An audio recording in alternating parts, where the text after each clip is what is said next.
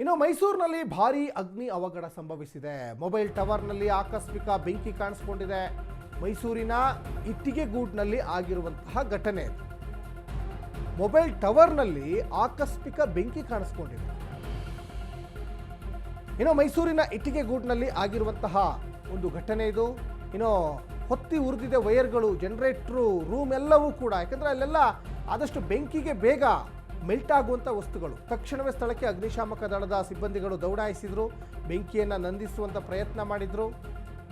ಇನ್ನು ನಜರಾಬಾದ್ ಠಾಣಾ ವ್ಯಾಪ್ತಿಯಲ್ಲಿ ಆಗಿರುವಂತಹ ಘಟನೆ ಇದು. ಹಾಗಾದರೆ ಈ ಬೆಂಕಿ ಹತ್ಕೊಳ್ಳಿಕ್ಕೆ ಕಾರಣ ಏನು ನೋಡಿ, ಆ ದೃಶ್ಯಗಳಲ್ಲಿ ಗಮನಿಸ್ತಾ ಇದ್ದೀರಾ. ಮೈಸೂರು ಆ ಒಂದು ಟವರ್ ಮೇಲೆ ಯಾವ ರೀತಿಯಾದಂತಹ ಬೆಂಕಿ ಕಾಣಿಸ್ಕೊಂಡಿದೆ. ಭಾರೀ ಅಗ್ನಿಗ ಅವಘಡ ಇದು. ಮೊಬೈಲ್ ಟವರ್ನಲ್ಲಿ ಆಗಿರುವಂಥ ಆಕಸ್ಮಿಕ ಬೆಂಕಿ. ಮತ್ತು ಈ ವೈರ್ಗಳು ಏನಿದೆಯಲ್ಲ, ಈ ಫೈಬರ್ ವೈರ್ಗಳು, ಪ್ಲಾಸ್ಟಿಕ್ನಿಂದ ಕೂಡಿರುವಂಥ ವೈರ್ಗಳು ಸಹಜವಾಗಿ ಬೆಂಕಿ ತಾಗಿದ್ರೆ ಮತ್ತಷ್ಟು ಬೆಂಕಿ ಜಾಸ್ತಿ ಆಗ್ತಾ ಹೋಗ್ತದೆ.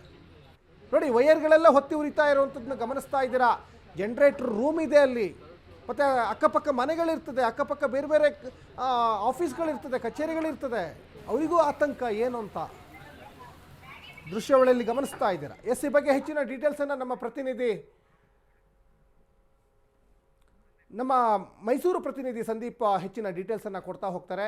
ಸಂದೀಪ್, ಇತ್ತೀಚಿನ ದಿನಗಳಲ್ಲಿ ಅಗ್ನಿ ಅವಘಡ ಕೇಸ್ಗಳು ಜಾಸ್ತಿ ಆಗ್ತಾ ಇದೆ. ಅದೇ ಬೆನ್ನಲ್ಲೇ ಈಗ ಮೈಸೂರಿನಲ್ಲಿ ಟವರ್ ಒಂದಕ್ಕೆ ಈಗ ಸಾಕಷ್ಟು ಬೆಂಕಿ ಹೊತ್ಕೊಂಡು ಒಂದಿಷ್ಟು ಆತಂಕ ಸೃಷ್ಟಿ ಆಗ್ತಾ ಇದೆ. ಹೇಗಾಯ್ತು ಈ ಬೆಂಕಿ ಅವಘಡ ಅಂತ ಸಂದೀಪ್? ಸಚಿನ್, ಏನು ಮೊಬೈಲ್ ಟವರ್ ಮನೆ ಮೇಲೆ ನಿರ್ಮಿಸಿದಂತಹ ಮೊಬೈಲ್ ಟವರ್ಗೆ ಬೆಂಕಿ ಹೊತ್ಕೊಂಡು ಆಕಸ್ಮಿಕವಾಗಿ ಬೆಂಕಿಯನ್ನು ಹೊತ್ಕೊಂಡು ಸಾಕಷ್ಟು ಅಗ್ನಿ ಅವಘಡ ಆಗಿರ್ತಕ್ಕಂಥದ್ದು ಮೈಸೂರಿನಲ್ಲಿ. ಅಂದ್ರೆ ಮೈಸೂರು ನಗರದ ಇಟ್ಟಿಗೆಗೂಡಿನಲ್ಲಿ ಈ ಒಂದು ಘಟನೆ ನಡೆದಿರ್ತಕ್ಕಂತಹದ್ದು. ಆ ಜನರೇಟರ್ ರೂಮಿನಿಂದ ಈ ಒಂದು ಸ್ಪಾರ್ಕ್ ಆಗಿ ಈ ಒಂದು ಬೆಂಕಿ ಅವಘಡ ಸಂಭವಿಸಿದೆ ಅಂತ ಅನ್ನುವಂತ ಮಾಹಿತಿ ಈಗ ಸದ್ಯ ಅಗ್ನಿಶಾಮಕ ಇಲಾಖೆಯಿಂದ ಲಭ್ಯ ಆಗ್ತಾ ಇರ್ತಕ್ಕಂಥದ್ದು. ಅಂದ್ರೆ ಇದು ಸಾಕಷ್ಟು ವಸತಿ ಪ್ರದೇಶ ಆಗಿರ್ತಕ್ಕಂಥದ್ದು, ಸಾಕಷ್ಟು ಸಿಕ್ಕಾಗಿ ಮನೆಗಳು ಕೂಡ ಸುತ್ತಮುತ್ತ ಇರ್ತಕ್ಕಂಥದ್ದು.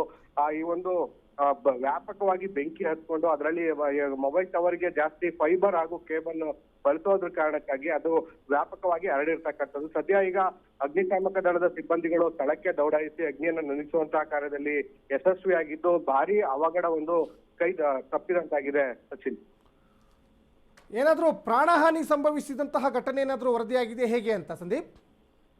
ಇಲ್ಲ, ಆ ರೀತಿಯಾದ ಯಾವುದೇ ರೀತಿಯ ಒಂದು ಪ್ರಾಣ ಹಾನಿನೇ ಆಗಿರ್ಬೋದು.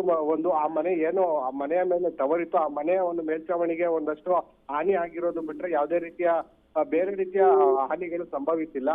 ಆದ್ರೆ ಈಗ ಸದ್ಯ ಏನು ಸ್ಥಳೀಯರ ಒಂದು ಏನು ಆತಂಕ ಇರುವಂತದ್ದು ಅಂದ್ರೆ ಈ ರೀತಿಯ ಮನೆ ಮೇಲೆ ಟವರ್ ಗಳನ್ನ ನಿರ್ಮಿಸ್ಲಿಕ್ಕೆ ಅಂದ್ರೆ ಪಾಲಿಕೆಯಿಂದ ಅನುಮತಿಯನ್ನ ಯಾಕಾಗಿ ಕೊಡ್ತಾರೆ? ಯಾಕಂದ್ರೆ ಇದು ಒಂದು ವೇಳೆ ಏನಾದ್ರೂ ಒಂದು ಸ್ವಲ್ಪ ಹೊತ್ತು ಏನಾದ್ರೂ ಅಗ್ನಿಶಾಮಕ ದಳದವರು ಸ್ಥಳಕ್ಕೆ ಬರುವಂತದ್ದು ತಡ ಏನಾದ್ರು ಆಗಿತ್ತು ಅಂತ ಹೇಳಿದ್ರೆ ಈ ಒಂದು ಬೆಂಕಿ ಸುತ್ತಮುತ್ತಲಿನ ಮನೆಗಳಿಗೂ ಕೂಡ ವ್ಯಾಪಿಸುವಂತ ಒಂದು ಆತಂಕ ಇತ್ತು. ಹೀಗಾಗಿ ಮನೆಯ ಮೇಲ್ಗಡೆ ಒಂದು ಮೊಬೈಲ್ ಟವರ್ ಗಳನ್ನ ನಿರ್ಮಿಸೋದಕ್ಕೆ ಪಾಲಿಕೆಯಿಂದ ಅನುಮತಿ ಕೊಡಬಾರ್ದು ಅನ್ನುವಂಥದ್ದು ಈಗ ಸ್ಥಳೀಯರ ಆಗ್ರಹ ಆಗಿರ್ತಕ್ಕಂಥದ್ದು. ಸಚಿನ್, ಧನ್ಯವಾದ ಸಂದೀಪ್ ತಮ್ಮೆಲ್ಲ ಡೀಟೇಲ್ಸ್ಗಾಗಿ.